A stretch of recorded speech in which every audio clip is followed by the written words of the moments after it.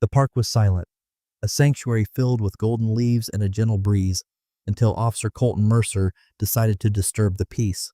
He saw an older black man sitting alone on a bench, feeding the birds. Colton did not see a respected citizen enjoying a quiet moment.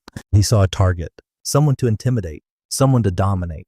He looked at the color of the man's skin and decided he must be homeless, suspicious, and only one step away from committing a crime. With a sneer, Colton locked the handcuffs around the man's wrists and ignored every calm warning he received. He did not know that the supposed vagrant was Roland Whitmore, a retired police chief with a distinguished career and a Medal of Valor. He did not know he was arresting a legend. He certainly did not know that his career was about to end and that the conflict he had started would eventually leave one man confined to a wheelchair while the other remained standing tall. This is the story of what happened when arrogance finally met its match. The sunlight over Oak Haven was pale and golden, filtering through the changing leaves of the enormous oak trees inside Whispering Pines Park. The park was the public face of an affluent community, manicured, quiet, and obsessively orderly. For Roland Whitmore, it was the closest thing to peace he had found since leaving the chaotic and blood-stained streets of Detroit. Roland carried his history in his posture. He sat upon a wrought iron bench with his spine straight and his broad shoulders firmly set, a habit formed through countless years of wearing a Kevlar vest. A charcoal wool coat covered a crisp white shirt. His shoes had been polished until they reflected the autumn sky. To anyone willing to look, he appeared to be a grandfather taking a moment to breathe. To anyone possessing compassion, he looked like a man who had earned the right to rest. A small paper bag of premium birdseed rested on his lap, a mixture of sunflower hearts, millet, and crushed peanuts. Roland never purchased the inexpensive kind. "There you are," he said in a deep, gravelly voice that seemed to vibrate through the air. "Do not fight. There's enough for everyone." He scattered a handful of seeds near the toe of his Oxford shoe. Wings immediately descended around him. Sparrows. A fearless blue jay, and his favorite, a brilliant red northern cardinal he had privately named Red. Roland watched them with softened eyes. For much of his life, those eyes had searched crowds for concealed weapons, nervous movements, and the sudden flash of a gun barrel. Now he wanted only to watch the birds eat. The peace was not broken by a sound. It was broken by a presence. A shadow moved across the bench and blocked the sunlight. Heavy, deliberate footsteps crushed the gravel. Military-style boots. Roland did not immediately look up. He calmly brushed the remaining seed from his hands. Before seeing the uniform, he smelled cheap cologne and the metallic trace of gun oil. "You, stand up." The voice was young, thin, and filled with authority that had never been earned. Roland slowly turned his head. Officer Colton Mercer stood several feet away. He was a young man with a buzz cut that had grown slightly too long, and a uniform straining across his body, not because of muscle, but because of a softness he attempted to conceal beneath an overloaded tactical vest. The vest carried a taser baton, spare magazines, radio tourniquet, and other equipment. A handgun that appeared too large for his hip rested inside the holster. "Good afternoon, officer," Roland said evenly. "Can I help you?" "I told you to stand up," Colton barked as he moved closer. The birds scattered in a violent flutter of wings. Roland watched them disappear, irritation briefly crossing his face. "I am resting, son," he said. "Is there a problem?" "Do not call me son." Colton's hand moved toward his belt and hovered beside the taser. "We have received reports about vagrants, loitering, and drug activity inside the park." Roland looked around at the empty paths. "I see, and I matched the description?" "You match the profile," Colton said, examining him with open contempt. "Expensive coat, sitting on a bench during the day. It is probably stolen. Show me identification." Roland sighed like a man who had endured the same conversation far too many times. "Officer, I live only a few streets away at 405 Elm Street. I am a retired public servant. I came here to feed the birds." "Feeding wildlife violates city regulations," Colton lied. "Refusing to identify yourself to a police officer is also an arrestable offense. Stand up." Roland calculated the distance between them. He examined Colton's stance. The young officer's weight leaned too far forward. Roland knew he could sweep Colton's leg and pin him to the ground within seconds. But he was no longer that man. He also understood that a black man physically resisting an officer in Oak Haven was more likely to be killed than vindicated. Roland rose slowly, unfolding his 6'2" frame. He towered over the young officer. "I am reaching for my wallet," Roland said, narrating every movement as an act of survival. "It is inside my rear pocket." "Do not move," Colton shouted. Fear flashed across his eyes when he fully understood Roland's size. "Put your hands on your head. Interlock your fingers." "Officer, this is unnecessary." "Do it." Colton drew his taser and pointed it toward Roland's chest. The red laser moved across the expensive wool coat. Roland became still. He looked at the laser and then directly into Colton's eyes. "You are making a mistake," Roland said. his voice dropping into a terrifying calm. A very expensive mistake. Turn around. Colton rushed forward and shoved Roland hard against the bench. You are under arrest for loitering, resisting, and disorderly conduct. He seized Roland's wrists and twisted them behind his back. Then he snapped on the handcuffs. They were far too tight. The metal cut painfully into the bone. The restraints are too tight, Roland stated. Check the spacing. You should be able to fit a finger between the cuff and the wrist. Be quiet, Colton grunted as he forced Roland forward. You do not tell me how to perform my job. You are going to the station, Grandpa. Let us see how intelligent you feel inside a holding cell. As Colton marched him toward the idling Dodge Charger, Roland noticed a neighbor, Mrs. Ellison, walking her poodle. She stopped and stared in horror. Roland gave her a small, reassuring nod. Do not worry. I have this under control. But a fire was already forming inside him. It was not the rage of a criminal. It was the cold fury of a master craftsman watching an unqualified apprentice burn down the workshop. The journey to the precinct became a demonstration of petty cruelty. Colton drove aggressively and braked hard at intersections, deliberately forcing Roland to jerk forward against the rear seat. The partition was scratched and filthy. Are you comfortable back there? Colton mocked, looking into the rearview mirror. You do not seem so tough now. You probably thought you could walk into Oak Haven and do whatever you pleased. I purchased my home in Oak Haven, Roland replied calmly. I paid cash. Colton laughed harshly. Of course you did. Drug money? Or did you rob a bank when you were younger? Roland did not answer. He was memorizing Colton's badge number and recording every procedural violation inside his mind. No Miranda warning. Excessive force through improperly applied restraints. No probable cause. Unsafe transportation. They arrived at the Oak Haven Police Department, a clean and modern structure built from brick and glass. The station was unusually quiet.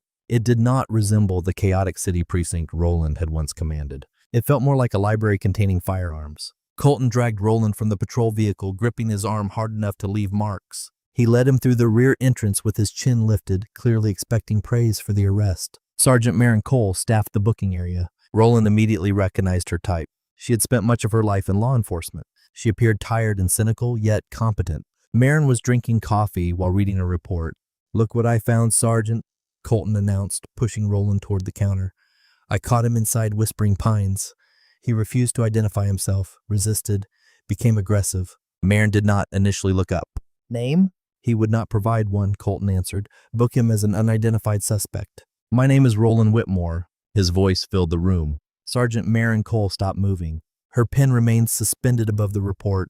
There was something unmistakable about that voice. The rhythm, the natural command. It was not something often heard inside Oak Haven. She raised her head. Maren saw the expensive coat, dignified face, silvering beard, and intelligent eyes containing the promise of a storm. Then she noticed the handcuffs. Whitmore, she whispered. Roland Whitmore? That is correct, Sergeant, Roland replied politely. I believe we met briefly at a regional law enforcement conference in Chicago you attended with Captain Henderson. The color disappeared from Maren's face. She stood so quickly that her chair scraped loudly across the floor. Oh my God, she whispered. Colton frowned and looked between them. What? Sergeant, he is another suspect. I am putting him in cell 2. Mercer. Maren stepped around the desk, her hands beginning to shake. Remove those handcuffs immediately. What? Why? He is under arrest. I said remove them. Her voice echoed against the concrete walls and startled the dispatcher sitting nearby.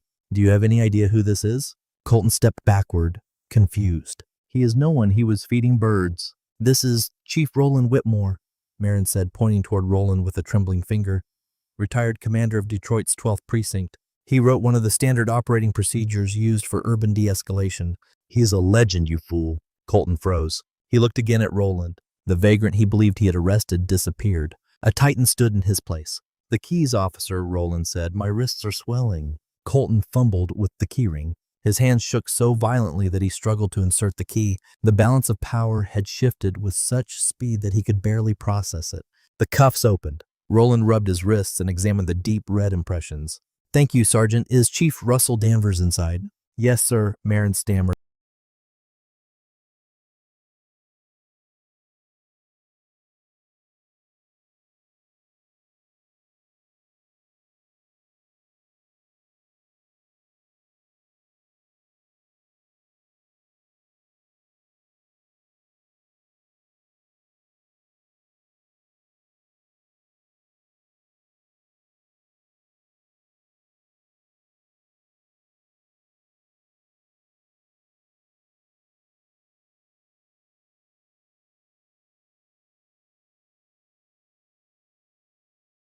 I will get him. Russell and I have known each other for a very long time, Roland said to everyone in the room.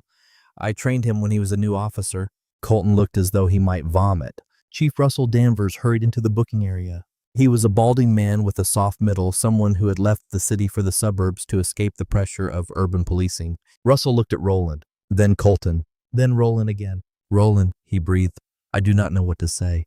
I have several things to say, Roland replied dryly. Let us speak inside your office. Bring Officer Mercer. The confrontation inside Russell's office became legendary. He profiled me, Russell, Roland said from the leather guest chair while Colton stood rigidly nearby, sweat spreading across his uniform. He saw a black man wearing an expensive coat and decided I was a criminal. He did not ask reasonable questions. He conducted no investigation. He immediately escalated the situation. What were you thinking? Russell demanded, striking one hand against the desk.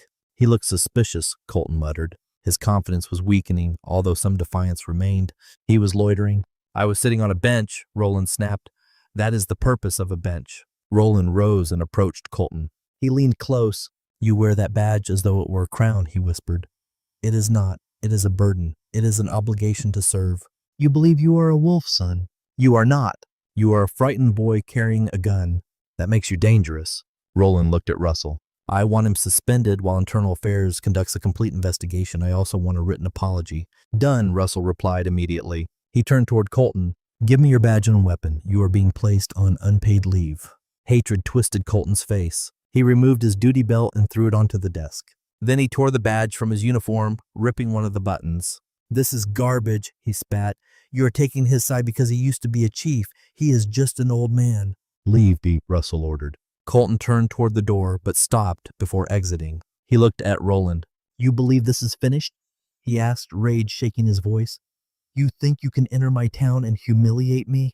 It is not your town, Roland answered. It belongs to the people. Leave before I add insubordination to your record. Colton slammed the door so violently that the glass rattled. I am sorry, Roland, Russell said as he wiped his forehead. He has serious problems. I will deal with him. You had better, Roland warned. When he comes near me again, I will not call you. I will contact my attorneys. And Russell, you know how I respond to threats. Russell nodded. He knew. Roland walked from the station as a free man, but the encounter remained heavy upon him. He understood people like Colton Mercer. They did not learn lessons. They cultivated grudges. Roland was right. The conflict had only begun. The leaves inside Whispering Pines eventually changed from gold to brown. Roland attempted to resume his normal life, but his sense of peace had disappeared. The harassment began with seemingly minor incidents. Roland awoke to discover his garbage containers overturned and trash scattered across his carefully maintained lawn. Coffee grounds and eggshells covered the driveway. He told himself that animals might be responsible. Animals did not slash tires. Later, Roland walked outside and found both rear tires of his vintage Mustang cut open. The wounds in the rubber were narrow and deliberate. They had been made with a knife. Roland stood inside the driveway while cold winds struck his face. He looked down the street. A dark sedan was parked some distance away. As soon as Roland turned toward it, the engine started and the vehicle slowly departed. He recognized it. Colton's personal black Chevrolet Impala. Roland called Russell. I cannot prove he did it, Russell said wearily. I questioned him. His mother claims he was home. His mother's lying, Roland replied. Russell, he is escalating. You know the pattern. He remains suspended. I cannot assign officers to guard your home over damaged tires. I do not have enough personnel.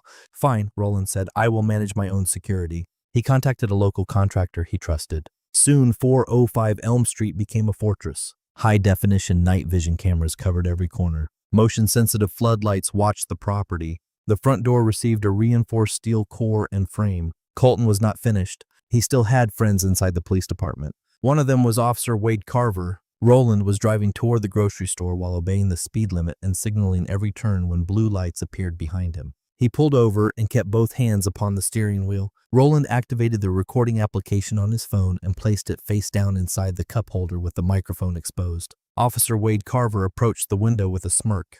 License and registration. What is the reason for the stop? Roland asked. Your taillights are not working. They were working when I left my driveway, Roland replied. Well, they are not working now. Exit the vehicle. Roland complied. Wade walked toward the rear of the Mustang carrying a heavy metal flashlight. Crack! The unmistakable sound of breaking plastic cut through the air. Look at that, Wade said, pointing toward a fresh hole in the red lens as broken pieces fell onto the road. Damaged equipment. That is a safety violation. Do I also smell alcohol? Roland stared at him. I have not consumed alcohol in many years, Officer Carver. We both know that you just broke the taillight. My dashboard camera is operating, including the rear-facing camera. Wade's smirk disappeared. He glanced toward the rear window. A small camera lens blinked red. Leave, Wade muttered, pushing the license back toward Roland. Consider this a warning. Warning received, Roland replied. He drove home with his heart pounding. They were attempting to manufacture charges against him. A conviction for driving under the influence could destroy his reputation and potentially threaten his pension. They wanted to ruin him? Roland sat inside his study and reviewed the dashboard camera recording. The video clearly showed Wade swinging the flashlight. Roland picked up his phone and called Chicago. The Cochran firm. How may I direct your call? I need to speak with Sloan Whitmore, Roland said. Tell her that her father's calling. Tell her to bring the war chest. Sloan arrived soon afterward. She was a brilliant young attorney whose fury could make experienced men tremble. She drove a Porsche Cayenne and wore a suit that seemed to announce an extremely expensive hourly rate. Sloan transformed Roland's dining room into a command center. This is systematic harassment, she said while examining the recording.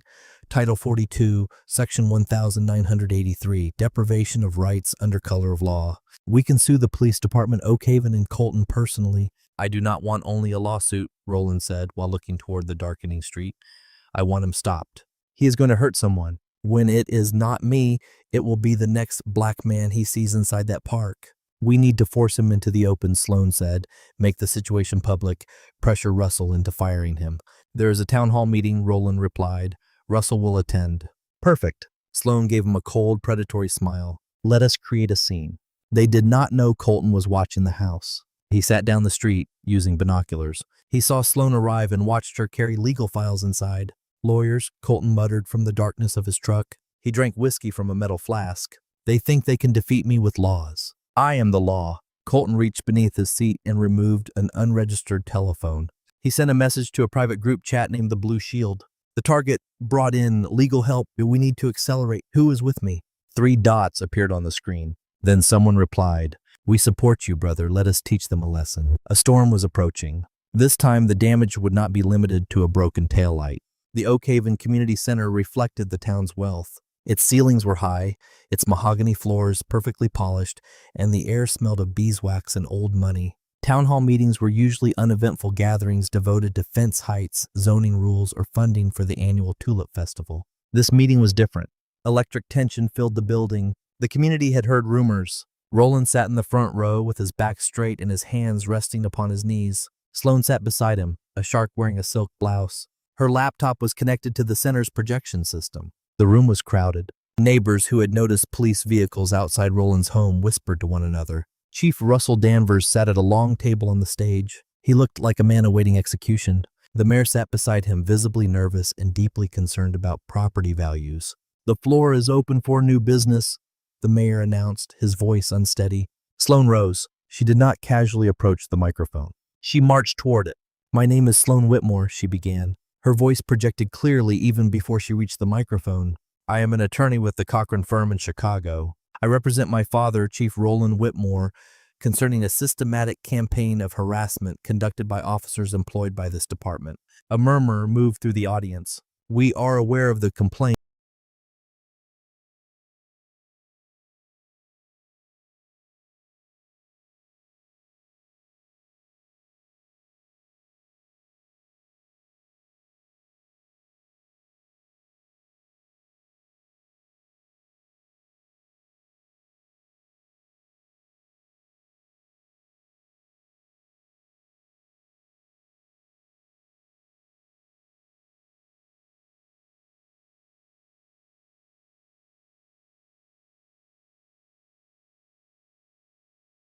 Russell said quickly.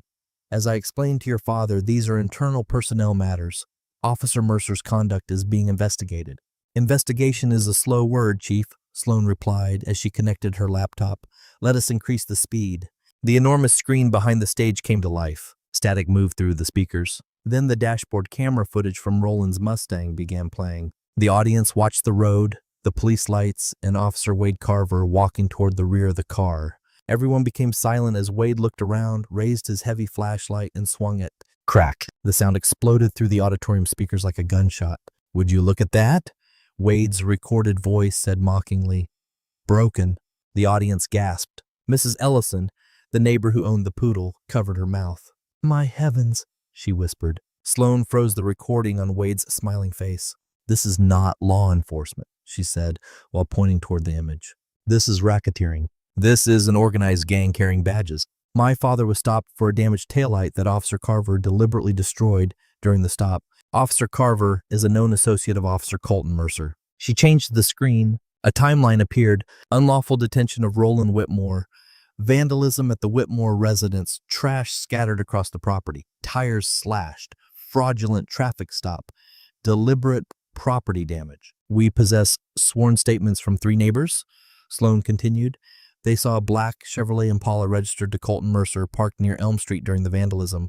She turned toward Russell. The room became so quiet that the projector fan could be heard. Chief Danvers, Sloane said with deadly calm, your department contains a rogue and openly racist group targeting citizens.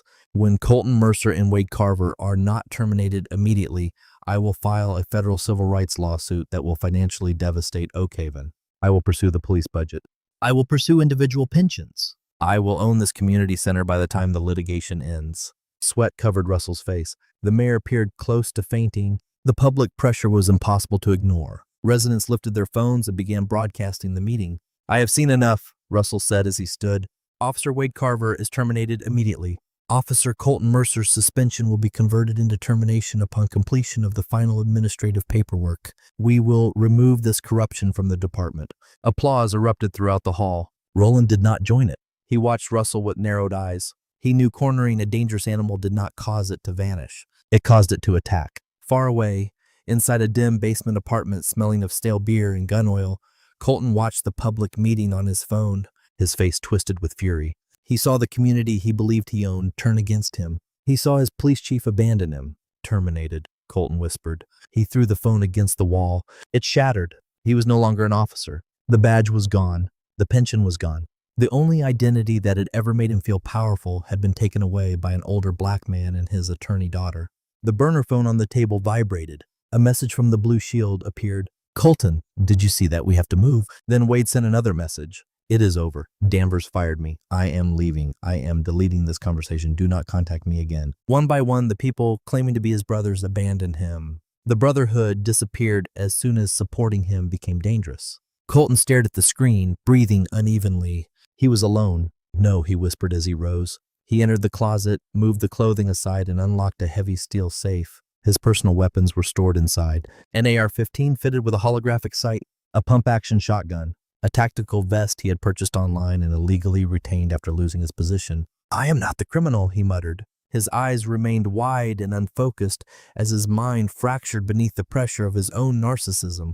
They are the criminals. They invaded my town. Colton took the rifle and vest. He reached into the rear of the safe, found a bottle of whiskey, and drank deeply. When I go down, he told the empty room, I am taking the chief with me.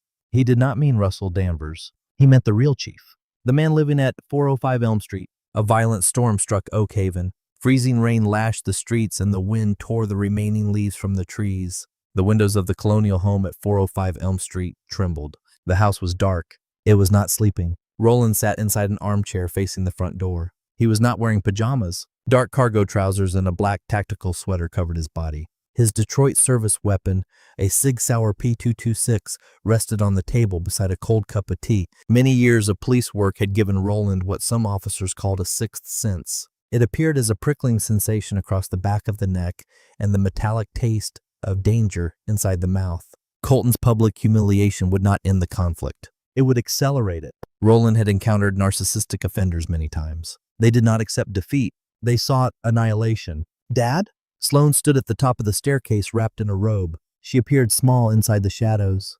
Return to bed, Roland said quietly. Why are you sitting in the dark? The storm, Roland lied.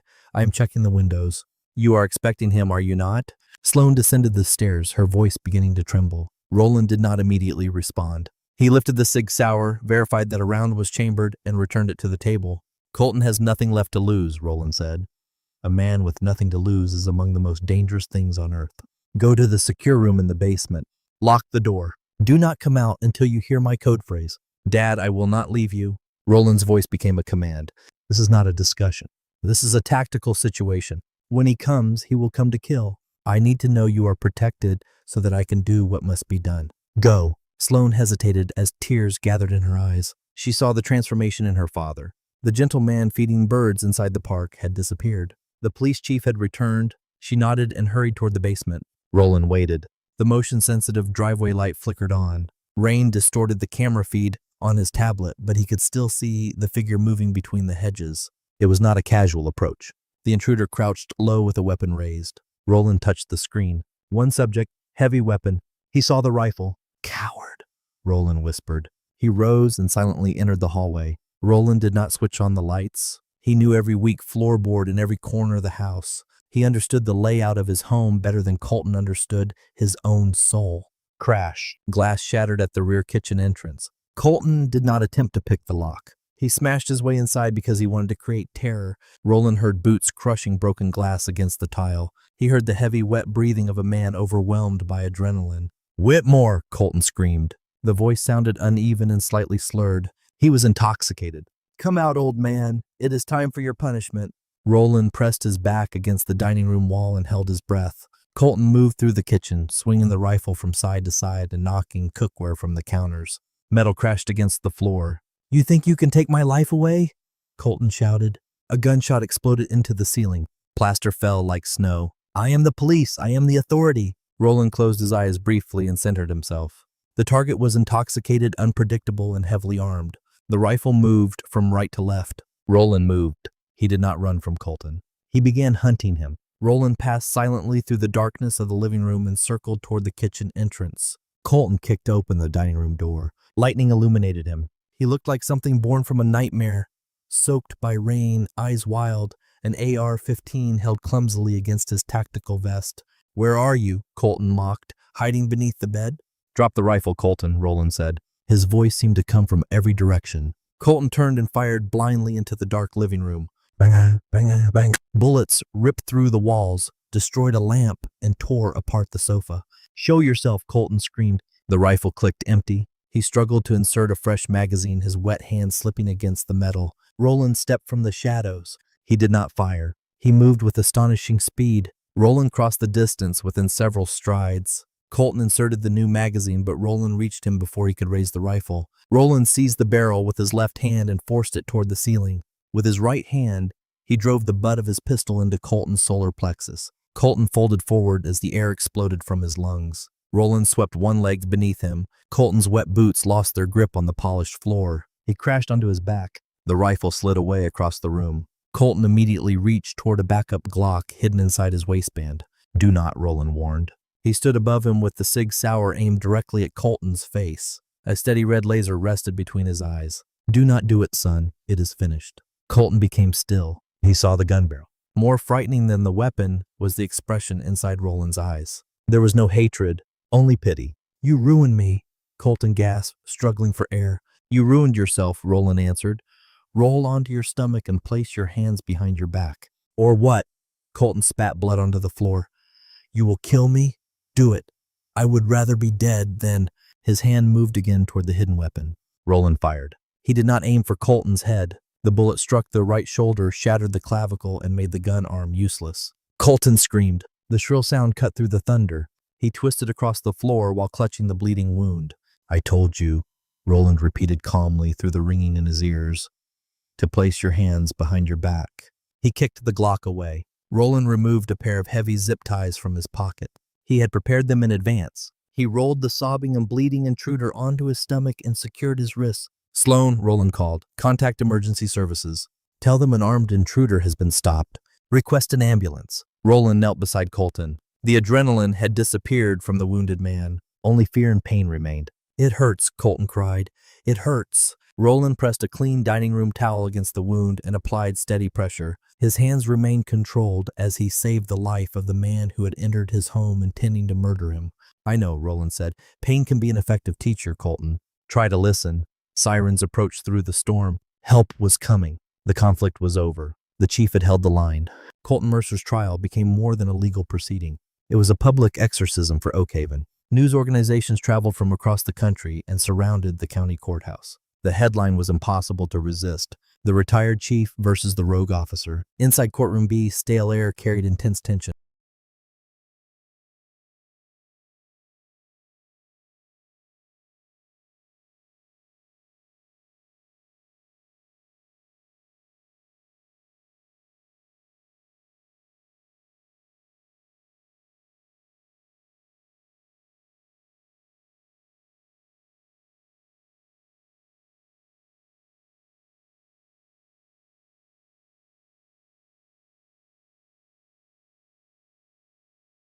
Colton sat at the defense table with one arm supported inside a complicated sling. His face appeared pale and thin. The arrogance he displayed inside the park had vanished. In its place was the anxious expression of a hunted man. His court-appointed attorney, Gideon Shaw, looked as though he wanted to be anywhere else. Roland sat in the front row behind the prosecution. He wore his formal Detroit Police Department uniform. The midnight blue fabric was immaculate. Gold stars rested upon the collar. His Medal of Valor shone across his chest. Roland did not wear the uniform out of vanity. He wore it so the jurors could see what a real police officer looked like. Sloan received permission to assist the district attorney as a special consultant. She became the architect of Colton's destruction. The defense argues that Mr. Mercer acted in self-defense, Sloan told the jury during cross-examination. They claim he entered Roland Whitmore's residence because he believed he was executing a lawful warrant. Let us examine the facts. She turned toward Colton, who was sweating in the witness box. Mr. Mercer, did you possess a search or arrest warrant? I had probable cause, Colton stammered. He was dangerous. He was an older man sitting inside his own living room, Sloan corrected. You broke into his home during a storm. You were intoxicated. Your toxicology examination measured your blood alcohol concentration at 0.18, twice the legal limit. You were not executing a warrant, Mr. Mercer. You were hunting him. He had a gun, Colton shouted, losing control. He shot me. He shot you after you fired several rounds through his living room. Sloan projected a photograph of the bullet-damaged sofa. He struck your shoulder to neutralize the threat. He could have shot you in the head. Then he saved your life, did he not? Colton looked down at his lap. I do not know. You do not know? Sloan stepped closer. You are alive, Mr. Mercer. That is how you know. My father, the man you called a vagrant criminal and thug, applied pressure to your wound and prevented you from bleeding to death on his dining room floor. He showed you more mercy during those few moments than you showed this community throughout your career. The jurors listened without moving. The evidence was overwhelming. They saw the dashboard camera footage showing Wade breaking the taillight. They read the recovered messages from the Blue Shield conversation. They heard the emergency call in which Colton's threats and insults could be heard before the shooting began. The final evidence came from an unexpected witness. The prosecution called Sergeant Marin Cole. Sergeant, the district attorney asked, did Officer Mercer express racially prejudiced views in your presence? Marin took a deep breath. She looked toward Colton and then toward Roland. She chose which side of history she would stand upon. Yes, she said clearly, many times. He bragged about removing what he called trash from the park. He referred to minority residents as invaders. I was afraid to report him because his father had once served as deputy mayor. I am not afraid anymore. A gasp moved through the courtroom. Colton's head snapped upward. Betrayal filled his eyes. His shield had disappeared. The jurors returned after a brief deliberation. The foreperson, a middle-aged teacher, stood without trembling. In the matter of the people versus Colton Mercer. Attempted murder in the first degree, guilty. Aggravated assault, guilty. Deprivation of civil rights, guilty. Burglary with a deadly weapon, guilty. Judge Laurel Bennett looked over her glasses at the defendant. Mr. Mercer, you betrayed the public's trust in one of the most disgraceful ways imaginable. You transformed your badge into protection for your own hatred. This court sentences you to a lengthy term inside state prison without eligibility for parole for a substantial portion of that sentence. Colton collapsed forward and cried into his uninjured arm. Bailiffs approached. As they led him away, he looked toward the gallery and met Roland's eyes. Roland did not smile or celebrate. He gave one solemn nod. It was the final closing of the book. The prison transport to Ironwood State Correctional Facility felt endless to Colton. His hands and feet were shackled, and chains secured him to a metal bench beside the same kinds of people he had once hunted. He stared through a wire-covered window at the passing landscape. The trees blurred together. Colton realized he would not see another tree without a fence standing between them for a very long time. Prison officials processed him in silence. The correctional officers did not offer the recognition he expected from fellow law enforcement personnel. To them, a corrupt former police officer was worse than an ordinary criminal. He was a danger and a liability. They stripped and searched him. Then they issued an orange jumpsuit smelling of industrial detergent and other prisoners' sweat. Because he had once been a police officer, Colton entered administrative segregation for his own safety. The prisoners called it the hole. His cell was a narrow concrete space containing a slab for a bed, a stainless steel toilet, and a small window showing only a piece of gray sky. For someone who had built his identity around roaming the streets and controlling others, confinement became a unique form of psychological torture. At first, Colton held tightly to his anger. He paced the cell like a trapped animal and muttered accusations to himself. He blamed Roland Whitmore. He blamed Russell Danvers. He blamed the jury. He replayed the confrontation inside the living room repeatedly, rewriting it until he could convince himself that he had been the victim. Prison gradually wore away even the hardest forms of self-deception. Isolation began destroying him from within. He remained alone for almost the entire day. His brief recreation period took place inside an individual chain-link enclosure where he could smell fresh air but could not touch the grass. Insults floated from the general population yard. "Officer Mercer," someone shouted, "are you comfortable in there? Should we call someone to tow away your dignity?" "We brought birdseed for you, come get it."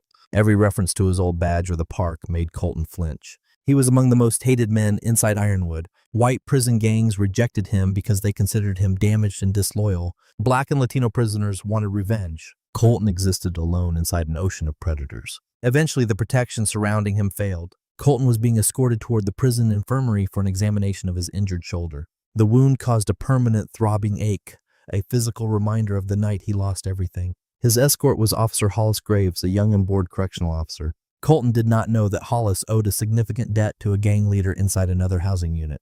They moved through a long corridor connecting the secured wing to the medical area. Hollis stopped. "Remain here," he muttered while touching his earpiece. "Radio problem." He stepped around the corner and left Colton alone. "You cannot leave me here," Colton called. His voice echoed across the concrete walls. A steel door at the far end of the corridor clicked open. It had not been secured correctly. Colton's heart began pounding. He heard footwear moving quickly across the floor. These were not the heavy, measured steps of correctional officers. They were the hurried sounds of prisoners wearing canvas shoes. 3 men entered the corridor. They wore no masks. Inside prison, reputation carried enormous value. Attacking a corrupt former police officer would become a source of status. Colton recognized the leader, a massive prisoner named Darnell Briggs. Darnell was serving a life sentence connected to a robbery that one of Colton's former partners had mishandled. "No," Colton whispered as he moved backward until the wall stopped him. "Officer Graves, help!" No one answered. Only the fluorescent lights and the approaching footsteps filled the corridor. "You enjoyed ordering people onto the ground, did you not?" Darnell asked quietly. "You liked standing over them and making them feel powerless." Colton tried to raise his hands, but the restraints limited his movement. "Stay away, I will scream." "Scream?" Darnell smiled. "No one can hear you." The attack was not wild or chaotic. It was deliberate.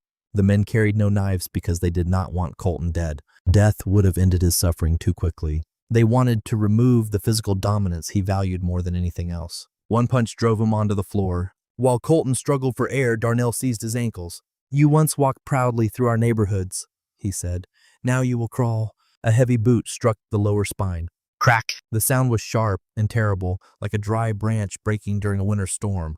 Colton did not scream. The air left his lungs in a broken gasp. White-hot pain exploded through his back. Then a cold and terrifying numbness rushed down both legs. When correctional officers eventually entered the corridor, the attackers had disappeared. Colton lay on the floor staring at the ceiling lights while tears silently moved down his face. He ordered his legs to move. They did not respond. After harsh weather had passed, warmth returned violently to Oak Haven. The air carried the fragrance of jasmine and wet earth. Roland stood at a podium in the center of what had once been an abandoned, trash-covered property on the poorest side of the city. Police usually ignored the district unless they were searching for someone to arrest. The property had been transformed. A new glass and brick building stood upon it.